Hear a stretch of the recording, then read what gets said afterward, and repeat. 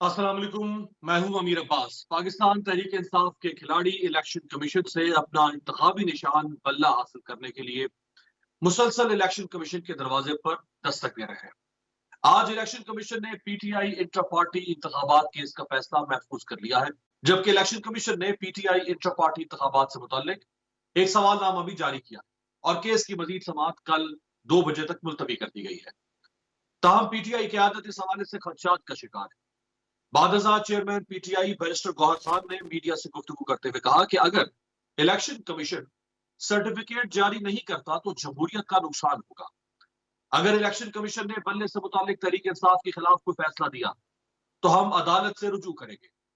यहाँ सवाल यह है कि क्या इंटर पार्टी इंतखाबात के हवाले से इलेक्शन कमीशन का तमाम सियासी जमातों के साथ यही रवैया है जो रवैया पीटीआई के साथ है।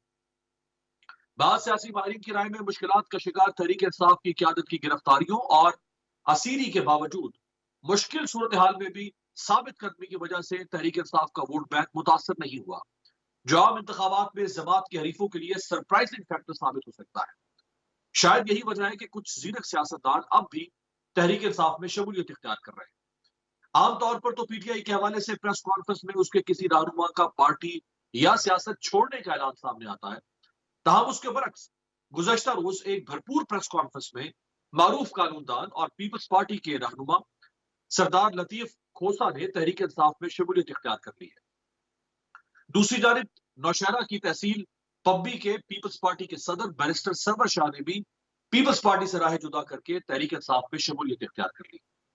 ये शायद पाकिस्तान की सियासी तारीख में पहली बार हो रहा है कि एक ऐसी जमात जिसका मुस्तकबिल गैर यकीनी का शिकार हो, लेकिन फिर भी लोग उसमें शामिल हो रहे हैं।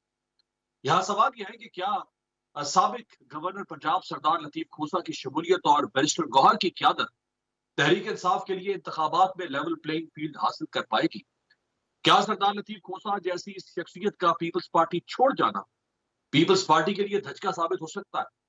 मुल्क भर की वकला बरादरी का तहरीक इंसाफ की तरफ झुकाव इस जमात के लिए खुशाइंद है या ये पार्टी के सियासी रहनुमाओं के लिए बाद अज़ा कोई मुश्किल खड़ी कर सकता है?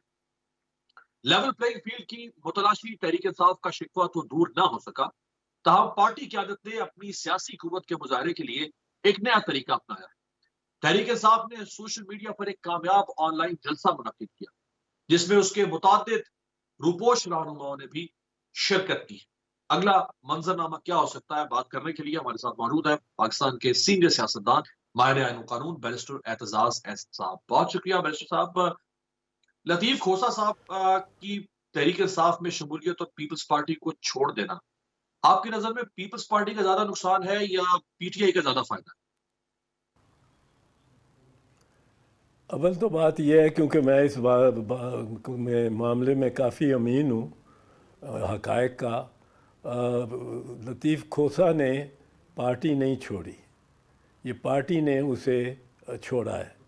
और इससे मेरा ख़्याल है कि पाकिस्तान पीपल्स पार्टी को ज़्यादा नुकसान होगा फ़ायदे से।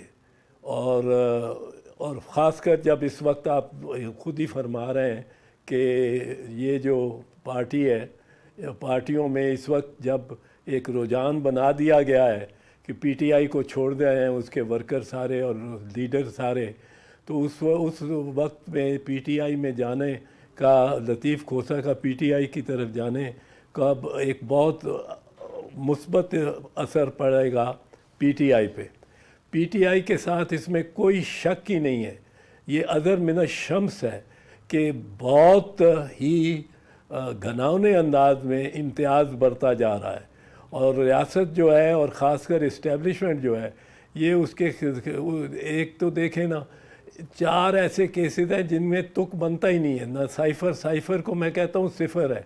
इस पर बहस हो सकती है, 5-10 मिनट हूँ तो चारों इल्ज़ामात पे मैं बहस कर सकता हूँ और करने को तैयार हूँ। गो मैं उनका वकील नहीं हूँ, पर नज़र आती है जो चीज़ इतनी साफ ज़ाहिर होती है, इतनी अदर बिन शम्स है कि उसके बारे में बात करनी कोई मुश्किल नहीं है। पर इस वक्त मेरी दलील एज ए लॉयर आप समझ लें कि साइफ़र सिफर है, जो वो है तोशाखाना वाला, वो डिपार्टमेंटल प्रैक्टिस है। اور ڈپارٹمنٹ کی اگر یہی پریکٹس ہے تو 30 سال سے 40 سال سے چلی آ رہی ہے. جنیجو صاحب کے وقت سے لے کر کاکڑ صاحب کے وقت تک دیکھنا پڑے گا ہر ٹرانزیکشن کو, اور اس میں میرا خیال ہے کہ یہی نکلے گی ڈپارٹمنٹل پریکٹس. جہاں تک تعلق ہے وہ 190 ملین پاؤنڈز کا, وہ نیشنل کرائم ایجنسی نے اس کو دیکھا ہے اور اس کو مناسب سمجھا ہے کہ وہ رقم واپس آ جائے پاکستان. وہ رقم آ کے کہیں گمی بھی نہیں ہے, ایک اکاؤنٹ میں پڑی ہوئی ہے. سو لاس کوئی کاز کیا ہوا نظر نہیں آتا, یہ کیس بھی نہیں بنتا. اور جہاں تک وہ ہے جو یونیورسٹی کا اور وہ ٹرسٹ کا جو کیس ہے, وہ اس میں عمران خان کے جتنے ہسپتال ہیں اور جتنے اس کے بنائے ہیں, یونیورسٹی نمل بنائی ہے مثال کے طور پہ, ان میں اسی طرح ڈونیشنز ملی ہیں جو اس کے نام پہ ہی نہیں ہے. وہ ٹرسٹی ہوگا ضرور, پر کوئی ایک بھی نہیں. اتنے بڑے بڑے ہسپتال اس نے بنائے ہیں جو میں نے آپ کو بتاؤں آپ کے ناظرین کو کہ چند روز سے شروع کیا ہوا ہے 2 اسکول بنانے اپنے گاؤں مگوال میں گجرات میں, اور TCF سٹیزن فاؤنڈیشن کی معاونت کے ساتھ. اور میری زمین پہ بن رہے ہیں تو میں بڑا پھولے پھرتا ہوں کہ جی بڑا کام کر رہا ہوں میں اپنے آبائی گاؤں میں.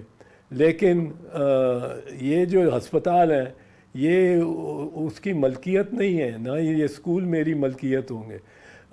یہ اور وہ یہ اسکول 2 اسکول ہائی اسکولز بنا کے لڑکیوں اور لڑکوں کے, اگر میں اتنا اترایا پھرتا ہوں تو اس پہ جو عمران نے کیا یہ بات تو ماننی پڑے گی نا آپ کو کہ وہ حد ہی کی ہے. ایک شخص ہے, کوئی اس کی فاؤنڈیشن نہیں ہے, کوئی اس کی یہ نہیں ہے کہ وہ کارپوریشن ہے یا کارپوریشن ہے جس نے ایک چیریٹیبل یا فاؤنڈیشن ہے جو چیریٹیبل اس نے بنائے ہوں. اور یہ ایسی فاؤنڈیشنز ہیں, ان میں 3 میں سے 2 کا جو نام لیا ہے میں نے, وہ تو ہیں جو اسرائیلی سپانسرڈ ہیں, تو یا اسرائیل کے ان کے پروفٹ میں حصہ ہے, کچھ نہ کچھ جاتا ہے. تو یہ تو خالصتاً پاکستانی اثاثے ہے. اور یہ 3 بڑے کینسر ہسپتال اور ایک نمل یونیورسٹی, تو اس میں یہ سارے کوئی بھی ان سے کیس نہیں بنتا, پر اس کو بڑی سخت کڑی سزا دے رہے ہیں کیونکہ امریکن نے یہ کہا اس سائفر کیس سے ثابت ہوتا ہے کہ اس کو ہٹاؤ, اور یہ کہا کہ کل تک ہی ہٹانا ہے. اور کل تک کی ڈیڈ لائن جو ہے وہ ظاہر ہے اس وقت کس کو کہا جا سکتا تھا کہ اس کو ہٹاؤ. وہ اس وقت کے آرمی چیف یعنی باجوہ صاحب کو ہی کہا جا سکتا تھا, اور باجوہ صاحب یہ شرط امریکنوں کی منظور کر سکتے تھے. اور باجوہ صاحب ہی دیکھا جب کہ قاسم سوری شاید اس کے التوا میں ڈال دے اس کیس کو, اس معاملے کو, تو اس نے باجوہ صاحب ہی ایک آدھی رات کو ایک سپریم کورٹ کا بینچ وہاں طلب کر سکتا تھا. اور باجوہ صاحب ہی پرزنر کون ہونے تھے, MNAs, ان کو وہاں لا سکتا تھا. تو یہ ہم نے تو یہ انتہا کی کہ امریکنوں کو ہم کہہ رہے ہیں کہ مہاراج آپ نے کہا تھا اس کو ہٹانے کو, ہم نے ہٹایا نہیں, ہم نے تو اس کو پنجرے میں بند کر دیا, جیل میں بند کر دیا. تو یہ سب باتیں جب ہو رہی ہوں. جی جو آپ بات کی یہ فرمائے گا کہ جتنے کیسز بھی سابق چیئرمین PTI کے خلاف ہیں وہ سب جیل میں ٹرائل سے گزر رہے ہیں. آج جو غیر شرعی نکاح کا یا عدت میں نکاح کا کیس ہے, آج اس کا فیصلہ بھی ہوا ہے کہ وہ اب جیل میں ہی ٹرائی کیا جائے گا. تو ہر کیس جیل میں اگر ٹرائل ہوگا تو کیا یہ ٹھیک ہے, یہ انصاف کے مطابق ہوگا؟ نہیں, یہ بالکل انصاف کے مطابق نہیں ہے. یہ بھی بڑی غیر انصافی بات ہے اور امتیاز ہے, بہت برا امتیاز ہے. اور یہ جیل ہی نہیں ہے, یہ ان کیمرہ بنا دیا انہوں نے. جیل میں تو کوئی اگر ٹرائل ہو تو کم از کم اجازت ہوتی ہے میڈیا آ جائے, پورا آ جائے میڈیا, اور اتنا بڑا ہال ہے کہ وہاں کم از کم 200 بندے آ سکتے ہیں اور وہاں 6-7 کی اجازت دی ہوئی ہے صرف. اور یہ تو اور میڈیا سارا باہر کھڑا ہوتا ہے. تو یہ تو بالکل ہرگز جیل ٹرائلز سے بڑھ کے کیمرہ ٹرائلز ہیں اور یہ آئین اور قانون کے خلاف ہے. اور سب یہ کنوکشنز اور سزائیں ختم ہو جائیں گی. یہ میں آپ کو بتا دوں یہ سب وقت آنے پر جب ذرا حالات بدلے یا ایک دو شخصیات بدلیں تو سب کے سب یہ ختم ہو جائیں گے. تو یہ فرمائیے گا سر کہ سائفر کیس میں تو جج صاحب نے یہ بھی حکم دے دیا ہے کہ صحافی اس کو رپورٹ نہیں کر سکتے، نہ پرنٹ میڈیا پہ، نہ الیکٹرانک میڈیا پہ، نہ ہی سوشل میڈیا پہ. کیا یہ انصاف کے تقاضوں کے مطابق ہے کہ آپ میڈیا کو بھی پابندی لگا دیں کہ رپورٹنگ نہیں ہو سکتی؟ نہیں بالکل نہیں. اور سائفر کا ایک نام لے رہے ہیں جی، نام لے لیا، لگا دیا، اس پہ مور لگا دیا سائفر. اب سائفر سے اس کہتے ہیں کہ جی بس یہ بڑی راز کی بات ہے، راز کی بات ہے. راز کیا ہے؟ کیا راز ہے کیا اس میں؟ اس سائفر کو، اس سائفر مطلب پیغام کو، اس پیغام کو ہم نے سب نے اب پڑھ لیا ہے، دیکھ لیا ہے، اخباروں میں چھپ گیا ہے.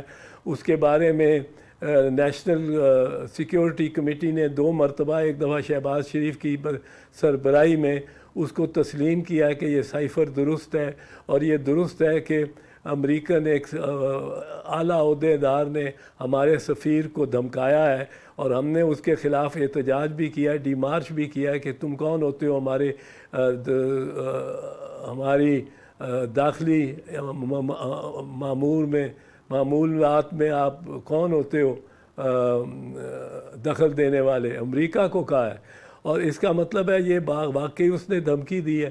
تو دھمکی اگر دی ہے تو وزیر اعظم کا فرض ہے، اگر وزیر اعظم کے نوٹس میں آئے تو اس کا فرض ہے. اول تو اس کو پیغام نہیں تھا، پیغام کسی اور کو تھا کہ آپ وزیر اعظم کو ہٹاؤ.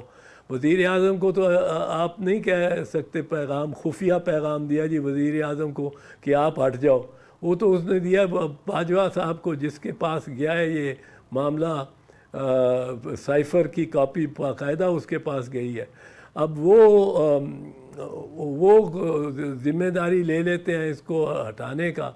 تو یہ مداخلت ہم کس طرح برداشت کر سکتے ہیں اپنے ملک کے معاملات میں، جو ہمارے اندرونی معاملات ہیں؟ تو یہ اس لیے جو کیا عمران خان نے، اس وقت کے وزیر اعظم نے، وہ لہرانے کا، وہ بھی درست کام کیا، کیونکہ اس کے حلف کے تحت اس پہ لازم ہے کہ جو ایسی بات ہو جو کہ اس کے فرائض منصبی میں مداخلت کرتی ہو یا اس کے لیے ضروری ہو اس کا افشا کرنا لوگوں کو، تو وہ افشا کرے گا، وہ سائفر نہیں رہ جاتا پھر. تو یہ اس میں کیا سزا دے سکتے ہیں؟ یہ بھی جگ ہزائی کا باعث بنے گا کہ آپ امریکہ کے اتنے تھلے لگ گئے ہیں، کہ اتنے نیچے لگ گئے ہیں کہ وہ کہتے ہیں کہ اس کو ہٹاؤ، اور آپ کہتے ہیں مہاراج ہم نے اس کو ہٹایا ہی نہیں، صرف آپ دیکھ لیں اس کو ہم نے جیل میں ڈال دیا ہے، اس کی ہم کیمرہ ٹرائلز کر رہے ہیں، جیل میں ہی ٹرائل کر رہے ہیں، اس کو ہم نے چھوڑنا نہیں، آپ فکر نہ کریں. یہ آپ کی وقت رہ گئی ہے. الیکشن کے بارے میں فرمائے گا بلشر صاحب کہ جو تحریک انصاف نے لاہور ہائی کورٹ میں ایک پٹیشن فائل کی کہ ڈسٹرکٹ ریٹرننگ آفیسر جو کہ انتظامیہ سے یعنی ڈی سیز کو لیا جائے گا وہ نہیں ہونا چاہیے، پر وہ سپریم کورٹ نے اس فیصلے کو اڑا دیا اور سپریم کورٹ نے اس وکیل کے خلاف کنٹیمپٹ کر دیا، عمیر نیازی، جنہوں نے وہ پٹیشن لے کر گئے تھے. تو آپ کو لگتا ہے کہ ڈی آر اوز جو کہ ڈی سیز ہوں گے، جو کہ چیف منسٹر کے نیچے ہیں، اور چیف منسٹر محسن نقوی صاحب، ان پر بھی بہت سارے سوالات اٹھ رہے ہیں، تو کیا یہ صحیح فیصلہ پر سپریم کورٹ ذمہ داری لے گی انتخابات کی شفافیت؟ نہیں جی، یہ تو شفافیت ختم ہو گئی، اور اب تو ہم بہت آگے اس سے پہنچ گئے تھے. بڑا عرصہ سے ہم جوڈیشل آفیسرز پہ ریلائی کرتے تھے، اور جس انتخاب میں ہم نے جوڈیشل آفیسرز استعمال نہیں کیے ان کو ہر کوئی ابھی تک مشکوک مانتا ہے. اور فرق یہ ہوتا ہے کہ جو ایگزیکٹو افسرز ہوتے ہیں وہ جیسے آپ نے کہا براہ راست چیف منسٹر اور ایگزیکٹو کے ماتحت ہوتے ہیں، جبکہ جوڈیشل افسرز ہائی کورٹس کے ماتحت ہوتے ہیں. اور ماں سوائے یہ جو اسلام آباد ہائی کورٹ کے چیف جسٹس ہیں، دیگر چیف جسٹسز صاحبان بلوچستان ہائی کورٹ کے، پشاور ہائی کورٹ کے، سندھ ہائی کورٹ کے اور پنجاب ہائی کورٹ کے، ان کے بارے میں کوئی تنازع ایسا نہیں ہے جو میں سمجھتا ہوں قابل ذکر بھی ہو، اور وہ ان کے تحت سربراہی کے تحت اگر الیکشن ہو تو بہت بہتر ہے بنسبت کے چیف منسٹر کے تحت ہوں۔ چیف منسٹر تو ایسے ہیں کہ جو اب اللیگل بھی ہو گئے ہیں۔ اللیگل کیوں ہو گئے ہیں؟ کیونکہ وہ 90 دن اپنے گزار چکے ہیں جو پنجاب اور خیبر کے چیف منسٹر ہیں، اور یہ بھی الیکشن 8 فروری کی الیکشن ہوتے تک بھی باقی بھی وزیر اعظم بھی اور باقی نگران بھی لیگل ہو گئے ہوں گے۔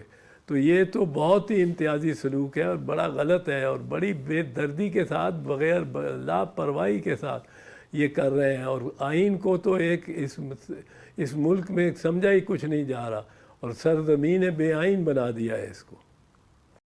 صحیح۔ آخری منٹ ہے برشر صاحب، یہ فرمائے گا کہ تحریک انصاف کے انٹر پارٹی الیکشن اور پارٹی سمبل سے متعلق اگر فیصلہ 2-3 روز میں آ جاتا ہے اور وہ فیصلہ تحریک انصاف کے خلاف آتا ہے تو یہ سیٹ بیک ہوگا پی ٹی آئی کے لیے؟ الیکشن لڑنے کے قابل ہوگی یا الیکشن نہیں لڑ پائے گی؟ یہ سیٹ بیک سارے ملک کے لیے ہوگا، قوم کے لیے ہوگا، ہر جماعت کے لیے ہوگا، کیونکہ ایسی الیکشن کو کوئی نہیں مانے گا۔ میں بالکل آپ کو بتا دوں، آج بتا دوں، اگر بلہ نہیں ملتا تحریک انصاف کو اسی طرح ہے جس طرح تیر لے لیا جائے پیپلز پارٹی سے اور پھر کہا جائے کہ فیئر الیکشن ہوئی ہے، کوئی نہیں مانے گا۔ اگر شیر لے لیا جائے مسلم لیگ نون سے اور کہا جائے آپ بلی لے لو یا گھوڑا لے لو یا کوئی اور لے لو، جانور آپ کو دے دیتے ہیں، تو یہ کوئی نہیں مانے گا الیکشن، کوئی مانے گا ہی نہیں الیکشن، نہ تیر کے بغیر، نہ شیر کے بغیر، اور نہ ہی بلے کے بغیر۔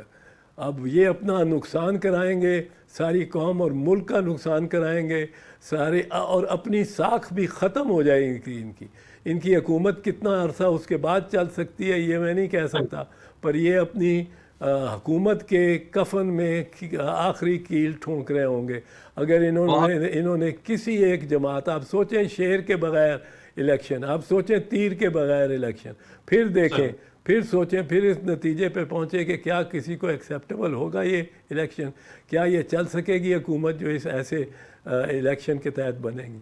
بہت بہت شکریہ، بہت بہت شکریہ۔ پاکستان کے معروف سینئر سیاستدان ماہر آئین و قانون بیرسٹر اعتزاز احسن صاحب ہمارے ساتھ موجود تھے۔ ایک بریک پہ جاتے ہیں، بریک سے واپسی پہ آپ کو لیے چلیں گے ناروے کے دارالحکومت اوسلو میں، جہاں اہل غزہ اور فلسطینیوں کے لیے ایک فقید المثال اور تاریخی احتجاج کیا گیا ہے۔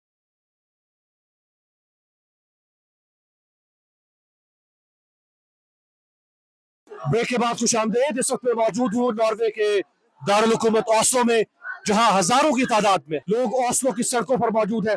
میرے عقب میں آپ ناروے کی پارلیمنٹ دیکھ سکتے ہیں، اور بالکل پارلیمنٹ کی دہلیز پر، پارلیمنٹ کی سڑکوں پر، جو کہ یہ حساس ترین علاقہ ہے اوسلو کا، یہاں بہت ساری حساس عمارتیں ہیں، یہاں انتہائی سیکیورٹی سخت ہوتی ہے۔ اس کے باوجود اس عمارت کی سیڑھیوں پر، اس عمارت کی دہلیز پر، اس عمارت کی کہ بالکل سامنے ہزاروں کی تعداد میں لوگ یہاں پر موجود ہیں، جس میں نہ صرف اس ملک کے مقامی باشندے بلکہ بہت سارے امیگرنٹس بھی موجود ہیں۔ یہاں مجھے سکھ، ایون پاکستانی بہت بڑی تعداد میں نظر آئے ہیں۔ یہ صرف غزہ پر ہونے والی بمباری رکوانے کے لیے آواز نہیں اٹھا رہے، بلکہ یہ اس سے بھی بڑھ کر فری پیلسٹائن، یعنی فلسطین کو آزاد کرو کی صدائیں بلند کر رہے ہیں، اور کسی یورپی ملک کی پارلیمنٹ کے سامنے کھڑے ہو کر ہزاروں لوگوں کا یوں باہر نکلنا، یہ اس بات کا ثبوت ہے کہ فلسطین اور غزہ کے لوگوں پر جو ظلم ڈھایا جا رہا ہے وہ دنیا اس کو تسلیم کرنے کو تیار نہیں ہے۔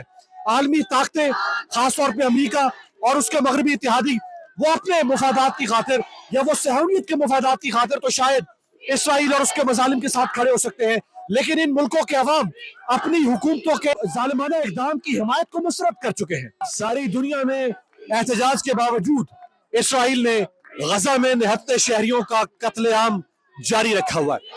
7 اکتوبر سے اب تک غزہ میں اسرائیلی کارروائیوں کے نتیجے میں شہید فلسطینیوں کی تعداد 19,000 سے تجاوز کر چکی ہے، جبکہ 50,000 سے زائد لوگ زخمی اور تقریباً 8,000 سے زائد افراد لاپتہ ہو چکے ہیں۔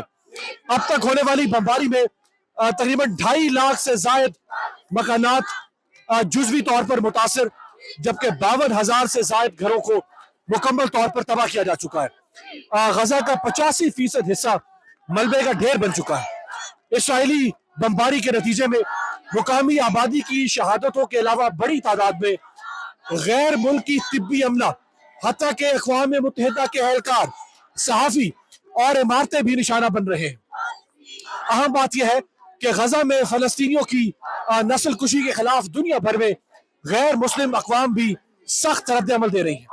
अमरीका, बरतानिया और यूरोप में बिलखुसूस लाखों की तादाद में आम शहरी और इंसानी हुकूक की तंजीमें अहले गजा से यकजहती और इसराइल से नफरत का इजहार करने के लिए मुसलसल मुजाहरे कर रही हैं, जिसकी वजह से इन ममालिक की हुकूमतों पर भी दबाव बढ़ रहा है कि वो इसराइल को फ़लस्तीनियों की नस्ल कुशी से रोकने में अपना किरदार अदा करें। वाशिंगटन और वैंकूवर से लेकर London, Paris, Brussels, Istanbul, लातीनी America, Africa, खलीजी ममालिक से इस्लामाबाद तक मुजाहरीन अहले गजा के हक में नारे बुलंद कर रहे हैं और इसराइल से नफरत का इजहार कर रहे हैं। यही वजह है कि बरतानिया ने फ़लस्तीनियों पर तशद्दुद में मुलव्वस इसराइली आबादकारों पर पाबंदियों का ऐलान कर दिया है। बरतानवी वज़ीर ख़ारिजा ने कहा है कि फ़लस्तीनियों को मारने वाले इंतहा पसंद इसराइली आबादकार बरतानिया की सलामती के लिए खतरा है।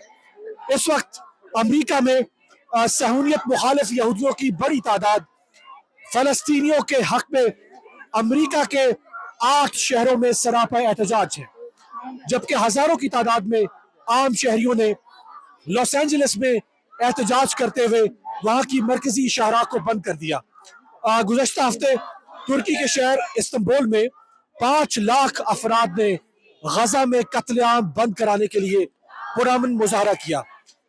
इसराइल के शहर तल अवीव में भी मुकामी शहरियों ने इसराइल की जंगी जारहियत पर सख्त एहतजाज किया। स्पेन के 38 शहरों में तुलबा और सिविल सोसाइटी के जो अफराद हैं वो अहले गजा से इजहार यकजहती करते हुए इसराइल से जंग बंदी का मुजाहरा कर रहे हैं। मैक्सिको शहर में हजारों की तादाद में मुजाहरीन ने सड़कों पर लेटकर गजा में कत्लेआम रुकवाने का मुतालबा किया है। हॉलैंड के शहर रोटरडैम में इसराइली जारहियत के खिलाफ वहां की सिविल सोसाइटी ने धरना दिया और एहतजाज किया। इटली का शहर मिलान फ्री पैलेस्टाइन यानी फलस्तीन को आजाद करो के नारों से गूंज उठा, जहां हजारों शहरी इसराइल के खिलाफ सरापा एहतजाज है।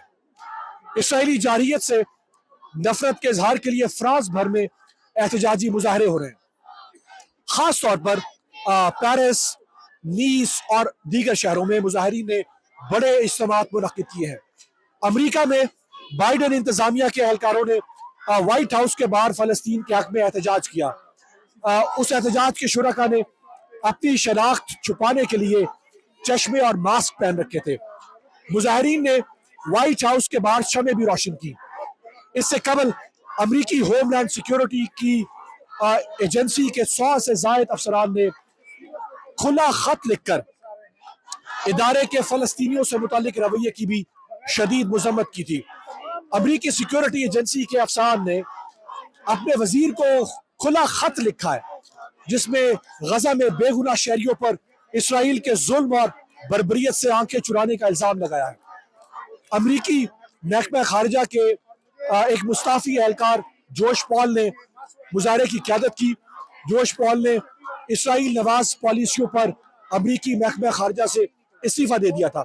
इसी तरह कुछ दिन कबल मुत्तहिदा अरब अमारात में आलमी माहौलियाती कॉन्फ्रेंस COP28 के मौके पर भी हजारों मुजाहरीन ने गजा में इसराइली बर्बरियत के खिलाफ मुजाहरा किया, जिन्हें मुंतशिर करने के लिए उन पर आंसू गैस बरसाई गई। तो आप देख सकते हैं कि 7 अक्टूबर से लेकर अब तक तकरीबन 2 माह से ज्यादा का अरसा बीत चुका है, लेकिन दुनिया भर में फलस्तीनियों और अहले गजा के लिए हमदर्दी में इजाफा हो रहा है और उनके हक में मुजाहरे और एहतजाज उसी तरह से जारी है। इस वक्त ओस्लो में -8 डिग्री टेम्परेचर है, हर तरफ बर्फ ही बर्फ है और यख बस्ता हवाएं हैं। इसके बावजूद ये लोग बाहर निकले और दिलचस्प बात यह कि इसमें किसी एक तबके के लोग नहीं हैं, इसमें किसी एक उम्र से ताल्लुक़ रखने वाले अफराद नहीं हैं, बल्कि मासूम बच्चे, बहुत सारे वालिदैन, बल्कि कसीर तादाद में वालिदैन अपने मासूम बच्चों को जिनकी उम्र 1 साल से लेकर अबव उनको साथ लेकर आए हैं। उन बच्चों के हाथों में इन्होंने फ़लस्तीन का झंडा थमा रखा है और बहुत सारे यहाँ के शहरियों ने वो स्कार्फ पहन रखा है जो स्कार्फ फ़लस्तीन की मुज़ाहमती तहरीक की अलामत बन चुका हुआ है। बुजुर्ग हैं, ख़वातीन हैं, सिख यहाँ पर मुझे दिखाई दिए हैं और ये बहुत बड़ी कामयाबी है अहले फ़लस्तीन की और गज़ा की। इन अक़वाम का फ़लस्तीनियों के लिए खड़े हो जाना, ये तारीख़ हमेशा सुनहरे अल्फाज में याद रखेगी। मेरे अकब में इस वक्त आप नॉर्वे की पार्लियामेंट की इमारत देख रहे हैं। हज़ारों की तादाद में लोग इस वक्त ओस्लो की सड़कों पर हैं और जितनी शाहराएं, जितनी सड़कें नॉर्वे की पार्लियामेंट की तरफ बढ़ रही हैं, वो तमाम सड़कें इस वक्त नॉर्वे के शहरियों से अटी हुई हैं, भरी हुई हैं। और ये वो तमाम लोग हैं जिनका कोई गहरा, करीबी, खूनी रिश्ता, ताल्लुक न सकाफत, न मजहब, न रस्म व रिवाज, न किसी और एतबार से फ़लस्तीन या अहले फ़लस्तीन के साथ मिलता है। लेकिन इसके बावजूद इन लोगों का बाहर निकलना और फ़लस्तीन और अहले गज़ा के लिए आवाज़ बुलंद करना, ये फ़लस्तीनियों की कुर्बानियों की हक्कानियत का सबसे बड़ा सबूत है। तो मेरे साथ एक खातून है, ये नॉर्वेजियन शहरी हैं, इनसे बात करते हैं।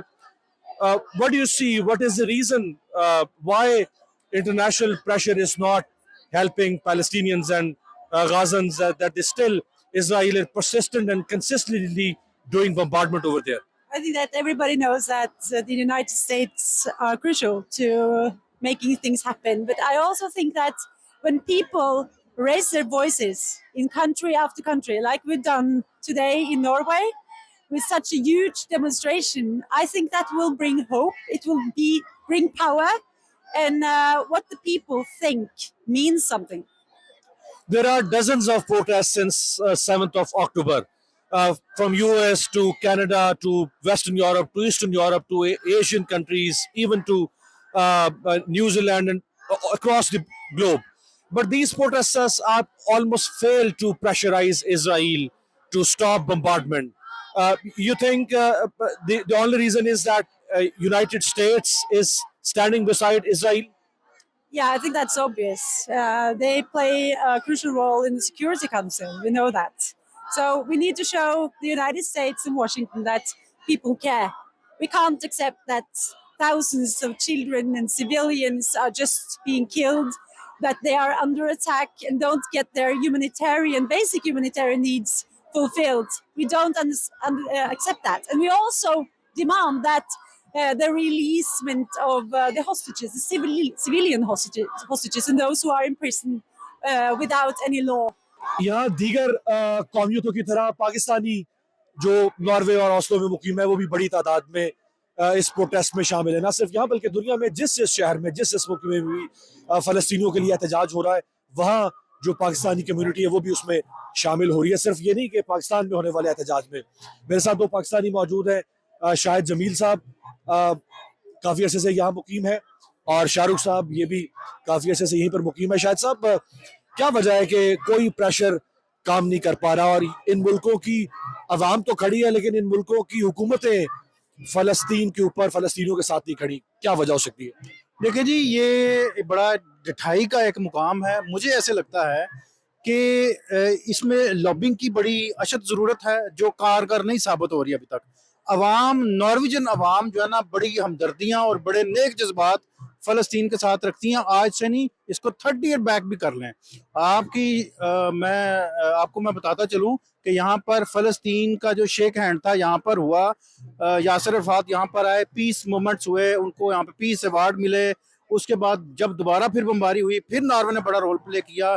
फिर जब 2010-12 में हुआ, शेलिंग हुई, दोबारा फिर नॉर्वेजियन ने बड़ी सपोर्ट की, क्योंकि अवाम जो है ना, ये चूँकि अमन का एक गहवारा है यहाँ पर, और इसलिए ये जो अवाम है ना, बड़ा प्रेशर क्रिएट करके अपनी जो पार्लियामेंट है ना उसके अवानों को झंझोड़ती है। और आज के इस प्रोटेस्ट में कभी इम्कान है मुझे कि जो हमारी जो पार्लियामेंट में जो बैठे हैं, जो आने वाला के लोग हैं, उनके ज़रूर जो है ना वो रेंगेगी जूं उनके सरों में। लेकिन ये एक साथ साथ मैं और भी बताता चलूँ کہ ناروے کے لوگ جو ہے نا بڑے غیور ہیں.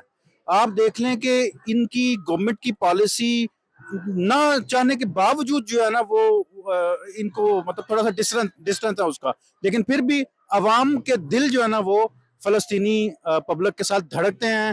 انہوں نے یہاں پر ریلیف بھیجی, یہاں کے موبائل ہاسپٹل وہاں پہ انسٹال کیے, لوگوں کو سپورٹ کی, تو انہوں نے بڑے اچھے کام کیے ہیں. لیکن اس کے باوجود جو ہے نا وہ کچھ ایسی مسلط کا شکار ہیں. یہ جو اوپر والی جو لوگ بیٹھے ہیں ان کو تھوڑا ٹائم لگے گا, لیکن مجھے امید ہے کہ بڑا اچھا جو ہے نا پریشر ڈیولپ ہوا ہے, اور اسپیشلی آج کا پروٹیسٹ جو ہے نا وہ بہت کلیدی رول جو ہے نا وہ ادا کرے گا. شاہ رخ صاحب یہ فرمائیں کہ صرف نارویجن پارلیمنٹ کے سامنے نہیں, وائٹ ہاؤس کے سامنے بھی دنیا بھر کی جو پارلیمان ہے ان کے سامنے لوگ نکل رہے ہیں, لیکن ان پارلیمنٹس کے اندر بیٹھے ہوئے جو یورپی حکمران ہیں ان کے اوپر کوئی اثر نہیں پڑ رہا. وہ ابھی بھی اسرائیل کے ساتھ کھڑے ہیں, اور کچھ لوگوں نے مذمتی بیانات ضرور دیے ہیں, لیکن بلکہ امریکہ تو باقاعدہ طور پہ اس کو فیول کر رہا ہے, اس کو اور اسلحہ مہیا کر رہا ہے.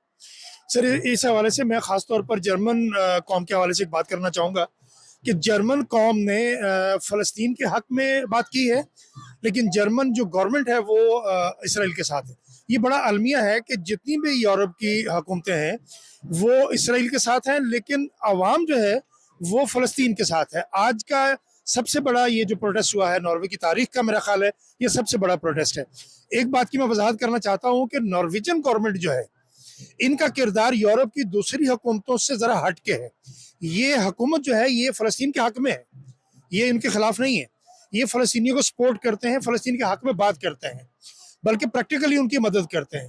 باقی یورپ میں یہ المیہ ہے, آپ ٹھیک کہہ رہے ہیں کہ وہاں اسرائیل کے حق میں بات کی جاتی ہے, لیکن عوام جو ہے وہ فلسطین کے ساتھ ہے. سچ پوچھیں تو بحیثیت پاکستانی میرے لیے آج ایک بات اور بھی ہے جو مجھے شرم دلا رہی ہے کہ میرے ملک میں چاہے وہ چابی والے کھلونے ہوں یا اقتدار کے بھوکے ملا ہوں, کسی کو توفیق نہیں ہوئی کہ اس طرح کا پروٹیسٹ کریں. لیکن آج نارویجنز نے تاریخ رقم کر دی ہے. آپ نے خود دیکھا ہے کہ لاکھوں کی تعداد میں کوئی اسٹریٹ ایسی نہیں ہے جس میں آپ کو افراد نظر نہیں. ویسے پاکستان میں پروٹیسٹ ہوئے ہیں, لیکن شاید اس پیمانے پہ نہ ہوئے ہوں, لیکن بہرحال اسلام آباد میں, کراچی میں, لاہور میں کچھ پروٹیسٹ ہوئے ہیں. سر اس کا کریڈٹ جو ہے وہ میرا خیال ہے صرف اور صرف مجھے نام لینا چاہیے, منافقت سے کام نہیں لینا چاہیے, جماعت اسلامی کو کریڈٹ جاتا ہے کہ جنہوں نے اس پہ آواز اٹھائی ہے. زیادہ آواز کا جماعت اسلامی نے, لیکن بہرحال باقی باتوں نے بھی اس میں اپنا کچھ حصہ ڈالا ہے. سر لیکن میرا آپ سے یہ سوال ہے کہ مجھے بتائیے کہ جس طرح کے یہ پروٹیسٹ آپ نے آج دیکھا ہے, کیا اس طرح کے پروٹیسٹ پاکستان میں دیکھا آپ نے؟ یہ اصل میں بات یہ ہے جو عام کرنے والی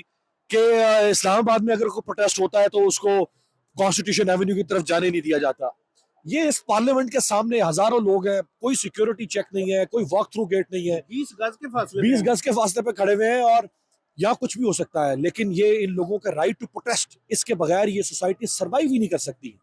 یہ ان سوسائٹیز کی سب سے خوبصورت بات ہے ان کی ڈیموکریسی کی, کہ یہاں آپ ان سے حق احتجاج نہیں چھین سکتے. یہ احتجاج ہے جو ان کو زندہ رکھتا ہے, اور یہ احتجاج ہے جو ان کو ان کے حقوق دلوانے میں اب تک کامیاب ہوا ہے. آج کے پروگرام سے اتنا ہی, آپ سے ملاقات ہوگی کل.